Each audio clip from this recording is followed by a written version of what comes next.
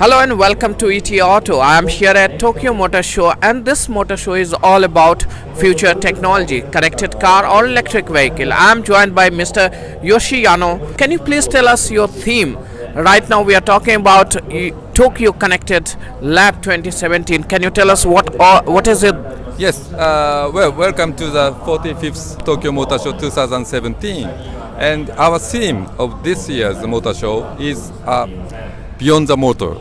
The Beyond the Motor has two meanings. One is to beyond the conventional motor show. Conventional motor show means that to exhibit the vehicle itself, which is one of the most important part of the motor show. Concept cars, world premiere cars, and so forth. This is very important. But I think we need to beyond the conventional motor show, and we need to exhibit the new technology to the consumers. This is the idea of the one of the idea, the beyond the motor. The other one is that we need to beyond the role of the automobile. Automobile provide a transportation of goods and human beings, but now we need more than the transportation. As you said, that we have a new technology such as autonomous driving, electrification, and connected, including AI. So those new technology will change the life of the human being. So this is our theme this year's motor show. So in Tokyo is a completely advanced city when it comes to technology. When we talk about automobile, Japan is the country that has been, at the forefront. As we are moving towards a new mode of transportation, what do we see? How much of the change we can expect in terms of vehicle? We had cars, buses, and two-wheeler, things like this. But how do you look at future? What kind of vehicles are going to dominate the markets like Tokyo and other emerging markets? Yes. I think we have many challenges, and as I said, that the automobile provide a good solution to the life of the human being. But at the same time, we have a negative impact out of the automobile, such as the traffic accident and environmental issues. So, by providing a new technology, I think we will come up the solution to those challenges. I think we'll reduce some more traffic accident or traffic jam, and more clean, CO2 free or NOx free environment.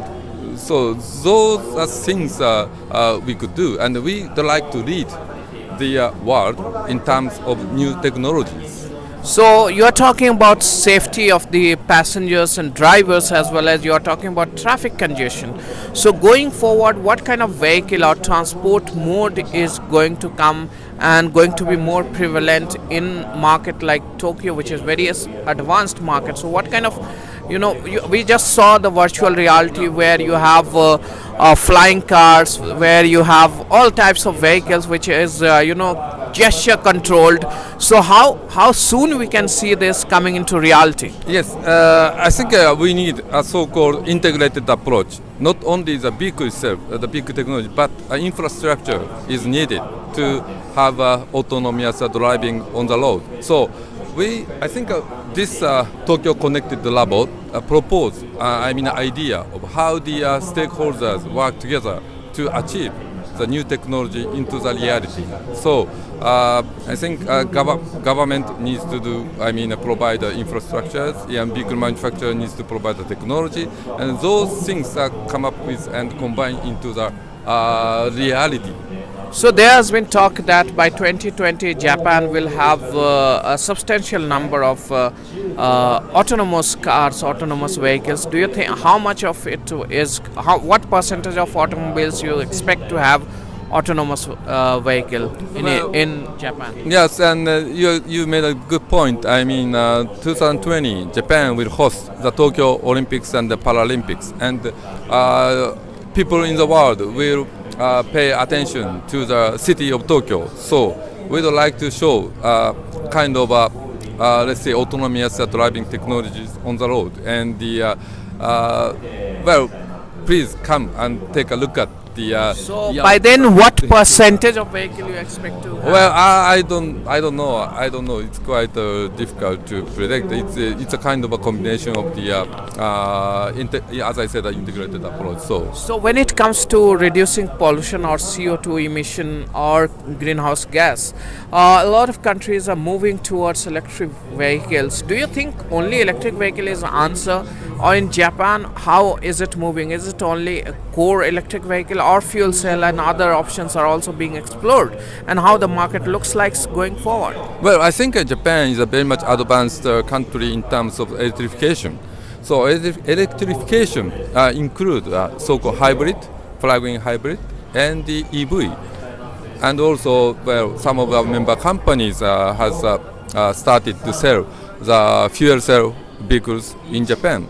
And at this moment, 25% of total sales are electrified in Japan. So I think we are very much advanced country in terms of electrification. So what is the percentage of other options like fuel cells, hybrid and all to the total car sales in Japan? Yeah, I said that about 25% are electrification in Japan. So I think well, our members also try to invent more fuel efficient gasoline or conventional engines.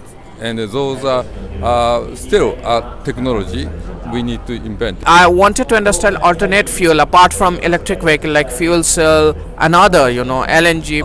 I think a fuel cell is one of the technology of electrification. The fuel cell and the let's say PHEV. Hydrogen. Yes, hydrogen. Yes, yeah, those are. Hydrogen cars are being sold in Japan. Well, it's a small numbers at this moment, and but I think one of the challenge we have here is to provide a charging station, a hydrogen charging station. So Japanese government is working toward the installation of the hydrogen station in Japan. I mean, there is some subsidized program. So how fast is this segment growing? Well, let's see. The number of selling vehicles is well still small numbers, and the but I think it will grow, and the hydrogen is one of the dream fuel in the world. Yes. So thank you so much for talking to ETAuto. Thank you. So Tokyo is all geared up for a zero emission vehicle where they are exploring electric vehicle as well as fuel cell cars. Let's hope for the best that the city is almost green. Thank you so much for watching ETAuto.